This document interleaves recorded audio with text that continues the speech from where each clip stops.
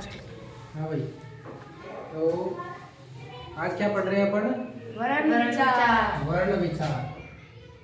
वर्ण का मतलब क्या होता है पहले तो ये देखो। एक तो वर्ण का मतलब होता है रंग। क्या होता है? रंग। रंग। एक वर्ण का मतलब प्रकार भी होता है। वर्ण का मतलब क्या भी होता है? प्रकार। और अपन जो हिंदी वर्णमाला पढ़ते हैं, हिंदी वर्णमाला में जो क्या होते हैं? अक्षर। उन अक्षरों को भी क्या कहते हैं? वर्ण विचार। तो उन वर्णों पर क्या करेंगे आज हम? विचार। क्या करेंगे? विचार कि वर्ण कौन कौन से हैं, कैसे हैं। सबसे पहली बात यह है कि वर्ण कहते किसे हैं? वर्ण कहते किसे है? किसको वर्ण कहे? तो वर्ण क्या है? भाषा की की क्या है? एक इकाई। इकाई। भाषा की क्या है? एक इकाई। और इकाई भी सबसे छोटी। भाषा की सबसे छोटी सबसे छोटी मतलब छोटी से छोटी इकाई जिसके और टुकड़े नहीं किए जा सके क्या कहलाती है? वर्ण। भाषा की सबसे छोटी इकाई जिसके और अधिक टुकड़े नहीं किए जा सकते क्या कहलाएगी? वर्ण। जैसे अपन एक शब्द लिखते हैं कमल। कमल। क्या लिखा? कमल। कमल शब्द में देखो एक तो क है, एक मैं है, और एक ल है। ल। लेकिन ये जो क है ना, ये क पूरा जब होगा जब इसमें ए मिलेगा। पूरा कब होगा? जब मिलेगा। क्या और ए मिलकर बनते क्या? मैं और ए मिलकर बनते मैं। ले और ए मिलकर बनते ले। इसी तरह एक शब्द है हमारा कौन सा? कविता। तो कविता को अपन टुकड़े करेंगे तो इसमें क्या है? सबसे पहले ए में क्या जुड़ा है? ए। फिर क्या है? वे आधा रह गया तो ई हट जाएगा। इसमें से कौन सी ई? छोटी। फिर क्या? ता में पे और के ए वे ई ते और आ। समझ गए क्या? जी हाँ। जब इनमें हलंत लगा देते हैं तो इनके और अधिक टुकड़े नहीं किए जा सकते, इसलिए अब ये क्या बन गया? वर्ण। ये भी क्या है? वर्ण। ये भी क्या है? वर्ण। ये भी क्या है? वर्ण। ये भी क्या है? वर्ण। ये भी क्या है? वर्ण है। अब देखें, वर्णों की एक व्यवस्थित माला होती है। जैसे अपन अल्फाबेट पढ़ते हैं अंग्रेजी में। अंग्रेजी में अल्फाबेट मतलब ए बी सी डी। अपन ऐसे तो नहीं पढ़ते डी सी बी ए, उल्टा नहीं पढ़ते। एक माला व्यवस्थित क्रम है। उसी तरह हिंदी में भी वर्णों की एक व्यवस्थित क्रम है। वर्णों का एक व्यवस्थित क्या है? क्रम, जिसको क्या कहते हैं? वर्णमाला। तो वर्णों का व्यवस्थित क्रम क्या कहलाता है? वर्णमाला। वर्णमाला। अब बात ये आती है कि सर वर्ण कितने प्रकार के होते हैं? 2। कौन कौन से? स्वर व्यंजन। वर्णों के कितने प्रकार? 2। एक स्वर और एक व्यंजन। दोबारा देखें, वर्ण भाषा की एक छोटी से छोटी इकाई जिसके और अधिक टुकड़े नहीं किए जा सकते क्या कहलाती है? वर्ण। वर्ण में क्या होता है? वर्ण दो प्रकार के होते हैं, एक स्वर और एक व्यंजन। बचपन से आपने पहली क्लास से पढ़ा है ये स्वर। सबसे पहला स्वर ये है और इसी से सिखाना शुरुआत करते है। बचपन में अपन ने पढ़ा था इसको। ए से अनार। आ से आम। ई से इमली और ई से ईख। ऊ से उल्लू।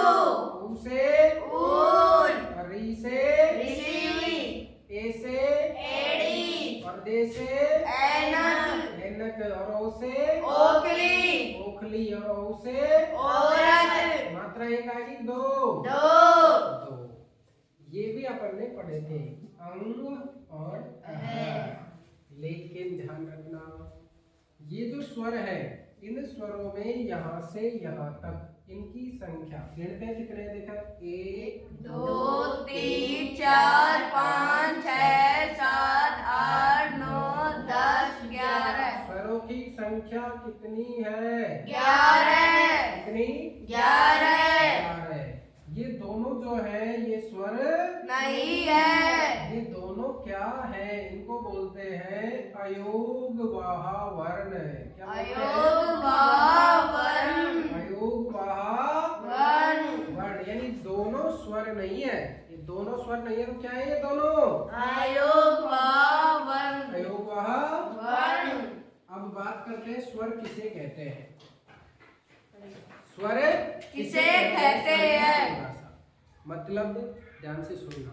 स्वर वे वर्ण है जिनका उच्चारण करते समय किसी दूसरे वर्ण की सहायता नहीं लेनी पड़ती है।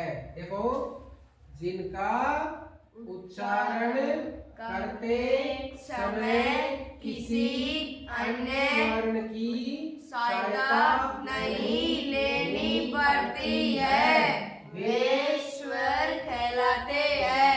स्वर किसे कहते हैं? तो जिनका उच्चारण करते समय किसी अन्य वर्ण की सहायता नहीं लेनी पड़ती है वे स्वर कहलाते हैं। वे क्या कहलाते हैं? स्वर। यानी वे वर्ण। कौन सी वर्ण? वे वर्ण जिनका उच्चारण करते समय किसी अन्य वर्ण की सहायता नहीं लेनी पड़ती है वे क्या कहलाते हैं? स्वर कहलाते हैं। क्या कहलाते हैं? स्वर। अब क्या पढ़ेंगे अपन? स्वर के प्रकार। स्वर के प्रकार। ये बात समझ में आ गई यहाँ तक की? तो इसको अपन अब पढ़ेंगे अपन स्वर के प्रकार। क्या पढ़ेंगे? स्वर के प्रकार। स्वर के प्रकार।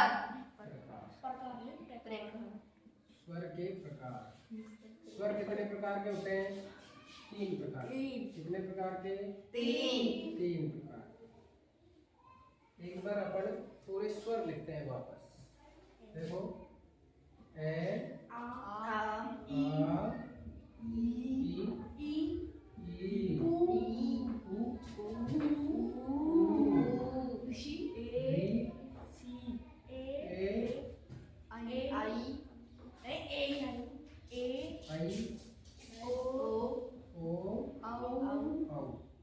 हो गए पूरे? ठीक है। अब स्वर 3 प्रकार के होते हैं। कितने प्रकार के? 3। सबसे पहले स्वर जो होता है उनको बोलते हैं लघु स्वर। लघु स्वर। क्या बोलते हैं? लघु स्वर। उसके बाद बोलो दीर्घ स्वर। दीर्घ स्वर। कौन से स्वर? दीर्घ स्वर। उसके बाद होते हैं प्लुत स्वर। लुट स्वर। प्लुत स्वर। लुट वैसे हिंदी में ये नहीं होते, ये संस्कृत में ही होते हैं। ठीक है। अब देखो, वे स्वर जिनका उच्चारण करते समय क्या लिखेंगे? बोलो। वे स्वर जिनका उच्चारण करते समय केवल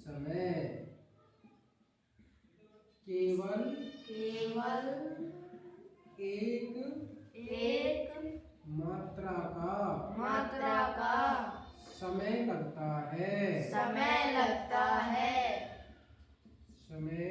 लगता है। ये क्या कहलाते हैं? लघु स्वर। लघु स्वर कहलाते हैं। क्या कहलाते हैं? लघु स्वर लघु स्वर कहलाते है। तो आपको लघु स्वर की परिभाषा क्या होगी? वे स्वर जिनका उच्चारण करते समय केवल एक मात्रा का समय लगता है लघु स्वर कहलाते हैं। जैसे देखो, बहुत कम समय लगता है उसमें। एक तो ये है, ई, उ, और एक री। लघु स्वर कितने हुए? 4। कौन कौन से बोलो? ए, आ नहीं है, आ नहीं है, ए, ई, उ, ऋषि। री। ये 4 वर्ण है, 4 स्वर है लघु इसे स्वर, कहते हैं। लघु स्वर, अब कौन से स्वर आएंगे? दीर्घ स्वर, दीर्घ स्वर। क्या आएंगे? दीर्घ स्वर। दीर्घ स्वर को दो भागों में बांटा गया है। कितने भागों में? दो भागों में। दो भागों में। एक दीर्घ स्वर सामान्य हो जाएंगे और एक होते हैं, इनको वैसे क्या बोलते हैं? संधि स्वर। क्या बोलते हैं भाई? संधि स्वर, संधि स्वर कहते हैं। संधि स्वर। अब संधि में समवर्ण की होगी, एक तो क्या होगी? समवर्ण, और एक होगी विषम वर्ण। विषम वर्ण, समवर्ण की और एक विषम वर्ण। सम का मतलब होता है समान। इधर देखिए एक बार, सामने देखो, जैसे ए और ए मिलकर क्या बनता है? आ। क्या बनता है? आ। इसी तरह छोटी ई और छोटी ई मिलकर क्या बनती है? बड़ी ई। इसी तरह छोटा ऊ और छोटा ऊ मिलकर क्या बनता है? बड़ा ऊ। बात समझ में आई क्या? तो ये समवर्ण है। देखो ए और ए समान है कि नहीं है? जी तो आ बन गया, ये समवर्ण से बना है, ये भी समवर्ण से बना है और ये भी समूह वर्ण से बना दोनों। है। बात समझ में आ गई? जी हाँ। ये विषम वर्ण है। विषम वर्ण में क्या होता है? देखो देखो ए और ई मिलाया, ए और ई मिलाया, क्या बनेगा बताओ? आई ए है ना? और इसी तरह ए और ऊ को मिलाया, क्या बनेगा? आऊ। औ। ठीक है। अब देखें, अगर इस वाले को उठा ले हम, जैसे ए में ये ए मिला दिया, ये क्या बन जाएगा? आई। और इसी ए में ये ओ मिला दिया तो क्या बन जाएगा? औ। समझ में आया थोड़ा बहुत? देखो या सेम मिलाया ए और ए, आ। बोलो ई और ई, आई। ऊ और ऊ, ए और ई, ए और ऊ, ए और ए, आई, और ए और ओ, देखो एक बार, यह कितने स्वर हो गए? 4। लघु स्वरों की संख्या कुल कितनी? 4। समवर्ण में कितनी? 3। तीन। कितनी? 3। और यह कितने? 4। 4। और ये 4 और 3 कितने हो गए? 7। 7। और ये 7 और 4 कितने हो गए? 11। स्वरों की कुल संख्या कितनी है? 11। स्वरों की कुल संख्या कितनी? 11। लघु स्वर कितने? 4। संधि स्वर कितने? 7। टोटल कितने? 11। बोलो, बात समझ में आ गई क्या? जी हाँ। अब ध्यान दो इधर, ये जो ए स्वर होता है ना, ए, इसकी कोई भी मात्रा नहीं होती। आ की मात्रा होती है ये, ई की मात्रा होती है ये, बड़ी की मात्रा ये, ऊ की मात्रा होती है ये, बड़ा ऊ की मात्रा ये, ई की मात्रा ये, ए की मात्रा ये, आई की मात्रा डबल, ओ की मात्रा ये, और औ की मात्रा डबल के साथ।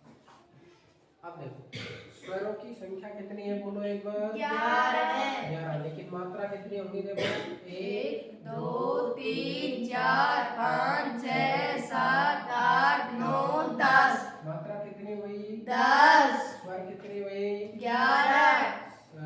लघु स्वर कितने? 4। दीर्घ स्वर कितने? 7। दीर्घ स्वरों को क्या भी कहते हैं? संधि स्वर। संधि स्वर में समवर्ण कितने? 3। विषम वर्ण से कितने? 4। 7 और 4, 7 और 7। 4, 11। कुल स्वर कितने? 11। मात्रा कितनी?